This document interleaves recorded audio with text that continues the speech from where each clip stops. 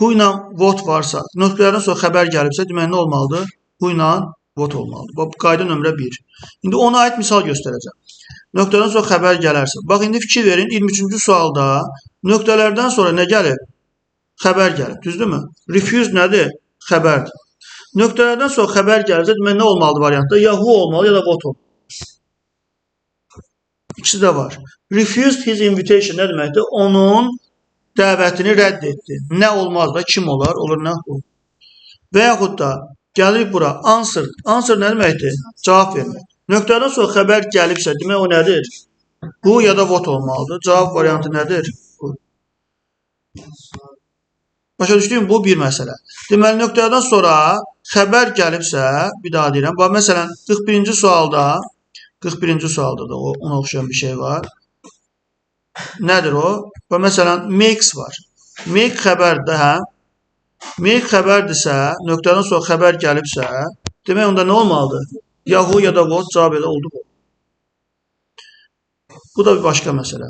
İkinci qaydamız nədir? Who, whom, what-la eyni zamanda tamamlığa sual vermək olur. Köməkçi mübtəda əsas feil gəlir. Bu da, yəni who ilə həm mübtədaya sual vermək olur, həm tamamlığa. Yəni who-dan, what-dan sonra həm xəbər gələ bilir, həm köməkçi mübtəda xəbər gələ bilir. Amma burada üçüncüyə bir dənə diqqət yetirin. Cümlənin sonunda söz önü varsa, nə olmalı demişdik? Who ilə what. Burada söz önü dedikdə bir dənə from olanda, from, who, what-la yanaşı, bir də v ola bilir. From olanda, deməli, who, what-la yanaşı, from olanda v də ola bilir. Who, what, v. İndi gəlirik suallara. Deməli, 65-ci sualda baxsaq əgər, sonda nə var? About. About nədir? Söz önü. Deməli, nə olmalıdır? Who ilə what. Gördünüz? Məsələn, deyək ki, 61-ci sualda sonda nə var? For var. Söz önü var. Söz önüdürsə nə olacaq indi burada? What. 58-ci sualda, məsəl üçün, sonda nə var? At var. Söz önüdür də, hə? Who ya da what olacaq. Görürsünüz? Rahatdır. Deməli, bax indi, nöqtələrdən ikinci bəndə baxın, sonda nə var? Nöqtələrdən sonra xəbər var. Xəbər varsa nə olmalıdır? Who ilə what. Variantlarda who ilə what-dan hansı var? What var. Həm də söz önüyə görə də baxmaq olar. Birinciyə görə də. Deməli, hər ikisini ödəyir, şərtini ödəyir. Birincidə söz önü var, ödəyir. İkincidə xəbər var, yəni ödəyir. Bax, bu məsələlər var idi. Daha sonra bizdə yuxarıda da buna aid misallar çox var. Məsələn, from var burada, görürsünüz, from. From olanda demişdik, nə olur? Who, what, bir də v olur, cavab olur v. To var, söz önüdür. Nə olmalıdır? Who ilə what. Anlaşıldı mı bu məsələdə? Çətin bir şey var mı burada? Yoxdur. Qayda nömrə 4. Nöqtələrdən sonra, bax görün, hansı şey vacibdirsə, onu mən ayrı rəngdə eləmişəm. Nöqtələrdən sonra, əgər isim gəlibsə, demək bu təyinin sualıdır. Təyinə sual ilə veririk. Whose, which, what kind of, how many, how much. Burada what-a bir dənə diqqət yetirin. What-la deməli, həm mübtədaya sual verdik, birbaşa xəbər gələ bildi. Həm nə gələ bildi? Həm sonrasında, cümlənin sonunda söz önü gələ bildi, həm də nə gələ bildi? İsim gələ bildi. Həm də təyin ola bildi. İndi bu qaydalara əsasən, indi baxaq görək nə var, nə yox. 15-ci və 16-cı suallara bir dənə diqqət yetirin. Sonda söz önü var, eləmi? Amma bu söz önü bizi çaşdırmamalıdır. Niyə? Söz önü var deyə, who ilə what qoymalıq deyə. Bax, burada nöqtələrdən sonra isim var. Bax, yuxarıda, bax, məsələn, burada söz önü var. Bu 13-cü sualı, görürsünüzmü? Amma nöqtələrdən sonra nə gəlir? Köməkçi feil. Köməkçi feil gəldi, who ilə what. Bu who'd. Burada problem yoxdur. Amma 15-ə baxsaz, bax, indi müqayisə üçün. Burada da söz önü var. Amma nöqtələrdən sonra isim gəlir. İsim gəlibsə artıq o who ilə what söhbəti getdi. Artıq burada nəyə baxmalıyıq? İsim gəlibsə nöqtələrdən sonra həmin qaydaya baxırıq. Whose, which, what kind of, how many, how much. Bunlardan biri gəlməlidir. Demək, hansı var variantda onlarda? Which olacaq. Aşağıdakında platform sözü var. Yenə də for'a baxmırıq. Which olacaq. Yenə platform sözü var. Yenə nə olacaq? Which. Part sözü var, isim. Yenə from'a baxmırıq. Olacaq nə? Which. Başa düşdük. Əgər nöqtələrdən sonra söz önü isim yox, köməkçi feil gəlmiş olsaydı, from'a görə biz v-yə qoyardıq məsəl üçün. Və ona diqqət etmək lazımdır. Sual nömrə 46. 46-cı sualda nöqtələrdən sonra team sözü var. İsimdir də, hə? İsimdirsə bayaq yenə baxırıq. Whose, which, what kind of, how many, how much. İndi bunlardan hansı var? Which var, bir də whose var. Aşağıdakında yenə shoes sözü var, isim. Olmalıdır nə? What kind of, bir də which. Anlaşıldı mı? Çətin bir şey var mıdır? İndi bax, bu 53-cü sual maraqlı suallardan biridir. Nöqtələrdən sonra xəbər gəlir. Xəbər gəlibsə nə olmalıdır? Yahoo ya da what. İndi ikisi də var variantı. Amma ikinci cümləyə fikir verin. İkinci cümlədə, yəni onsuz da birincidə tərcümə ilə baxanda nə baş verdi orada? Kim baş verdi olmur. Deyək ki, tərcüməni bilmirsən və yaxud da elə cümlə ola bilər ki, tərcümədə hər ikisi uyğun gələ bilərdi. Amma burada ikinci baxacağımız şey nədir? Bu nöqtələrdən sonra isim gəlibsə, orada what olur, amma who olmur. Yəni, who və what-la hər ikisinə mübtədaya sual vermək olur. Hər ikisinə tamamlığa sual vermək olur. Amma what-la eyni zamanda təyinə sual vermək olur. Amma who ilə təyinə sual vermək olmur. Nöqtələrdən sonra indi isim gəlibsə, demək orada nə qoyacağıq biz? What.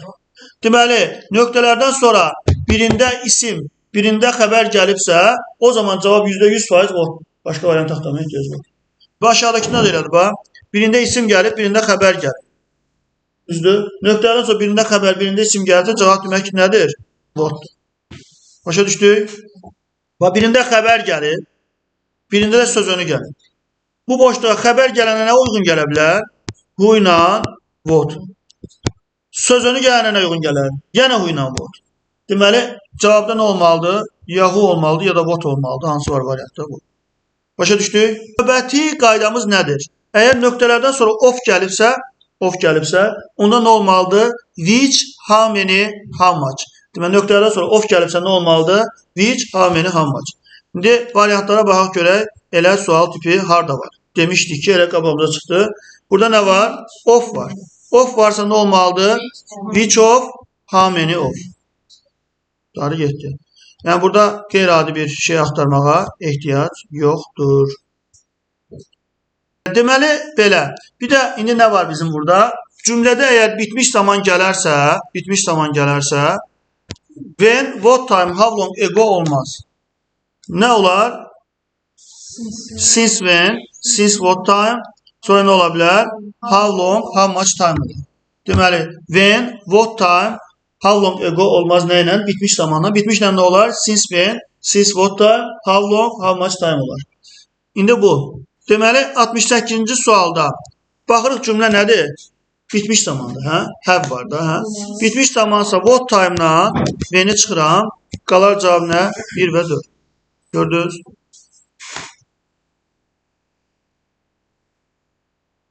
Yenə 88-ci sualda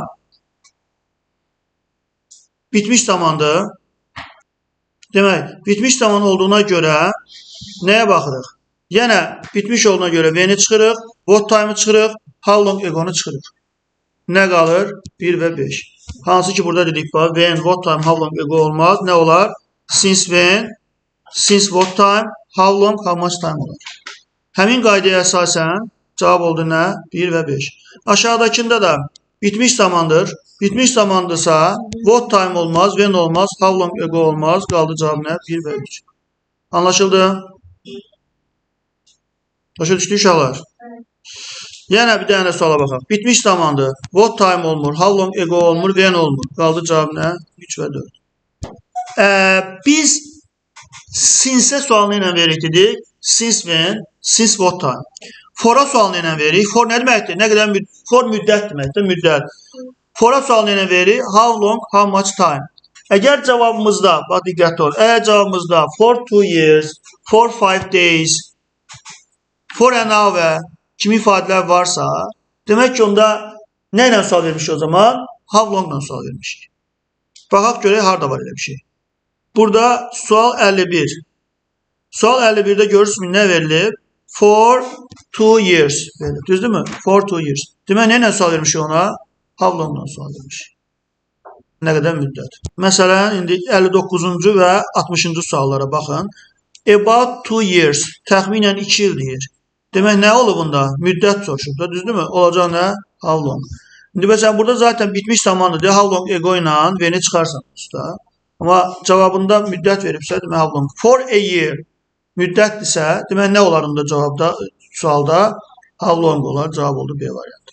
Anlaşıldı? Daha sonra how often. How often-dan sual verəndə nə tezlikdə deməkdir mənası? Nə tezlikdə? Yəni nə qədər vaxtdan bir, nə tezlikdə kimi demək olur. Əgər indiki sadə zamanın zərflərinə sual verəndə how often sual verir. Və cavabında every day, every week, once a week, twice a week, 3 days, 3 hours a day və s. Bu kimi ifadələr veriləcək və ya da sometimes, usually bu kimi sözlər olmuş olacaq. İndi bunlar verilir cavabında. Məsələn, belə bir dənə sual var. Do you visit your granny? Test toplusunda belə sual var. Cavabında sometimes, usually, every day, once a week kimi ifadələr veribsə, demək onda nə soruşub bunda? How often-dan soruşub demək ki bunda. Görə indi ona aid sual hardadır?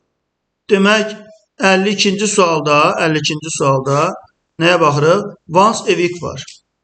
Once a week var. Once a week varsa, deməli onda nə verib onda sualda? How often-dan verilib. How often-dan verilib ki, nə tezlikdə, nə qədər vaxtdan bir, o da diyor once a week.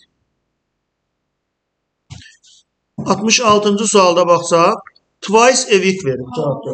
Twice a week veribsə, bunda nə soruşub deməli? How often soruşub. Once a year verib. Demək nə soruşub bunda? How often-dan soruşub. How often olan variantı götürsən variant. Anlaşıldı? Sonra uşaqlar bir kəsin ixtisasını, peşəsini soruşduqda o zaman nə qoyacağıq? Bir kəsin ixtisasını, peşəsini soruşduqda qoyacağıq what-la. Adını soruşduqda nə ilə verəcəyik? Bu ilə. Məsələn, deyirəm ki, who is your friend? Sənin dostun kimdir? O da yazır Fərid. What's your father? Yəni sənin atan nəçidir? Nə iş görür? Olur nə? O da what-la. Yəni belə tipdə diqqət yetirməmiz lazımdır məsələlərə. Demək olar ki, uşaqlar, o birinci başlıqdakı sual tiplərinin mən əksəriyyətini sizə dedim. Yəni həll olunma prinsipini sizə dedim. Məsələn, yenə də misal göstərmiş olsa, məsələn, 72-ci sualda deyək ki, hansı qaydadır? İsim var, nöqtədən sonra isim gəlirsə, əgər, burada fikir verin nəyə? Whose, which, what kind of, how many, how much. Bunlardan biri. Variantda olacaq nə? What, which. What kind niyə olmur? Çünki of-u yoxdur. Yəni cavab olur 1-3.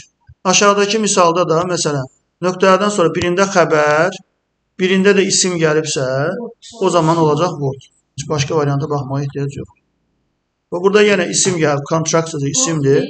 Olacaq nə? What, which. İndi what, which, how many, how much. Bunlar hamısı olur da, düzdürmü? How much-la kontrakt niyə olmadı? Çünki kontrakt sayılan, ona görə how much-la işləmir. How many-lə niyə olmur? Çünki bundan sonra necə isim gəlməlidir? Cəm gəlməlidir. Ona görə uyğun gəlmir. Qalır 1 və 2. Anlaşıldı? Yəni, bu qaydaya aid olan misalların həlli demək olar ki, həmin düsturların əksəriyyəti ilə həll olunub gedir deyə bilərik.